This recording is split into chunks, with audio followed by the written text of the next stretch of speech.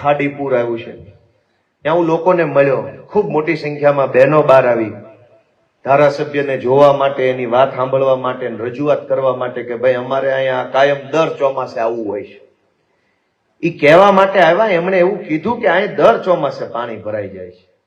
આપણે અહીંયા આ ખાડીમાં પાણી આજે ભરાઈ ગયું, એનાય સમાચાર મને મળ્યા. મિત્રો, મને એ પ્રશ્ન થાય છે, નાગરિક તરીકે, જનતા તરીકે આપણી પાસે બે રસ્તા હંમેશા છે. કાં એવી મહેનત કરો કે પરિસ્થિતિ બદલાઈ જાય, અને બધી મહેનત કર્યા પછી પરિસ્થિતિ ન બદલાય તો એવી મહેનત કરો કે સરકાર બદલાઈ જાય. દર ચોમાસે જો પૂર આવતું હોય, દર ચોમાસે પાણી આવતું હોય, છતાંય પરિસ્થિતિ ન બદલાતી હોય તો ક્યારેક તો સરકાર બદલવાની કોશિશ કરો દોસ્તો. દર વર્ષે પાણી આવી જાય, દર વર્ષે ઘરમાં પાણી ભરાઈ જાય, બાળકોના પુસ્તક પલ્લે, કિંમતી સામાન પલ્લે, ઘર પલ્લે, અઠવાડિયું ડિસ્ટર્બ થાય, 2-5 લાખના ખાડામાં માણસો ઉતરી જાય.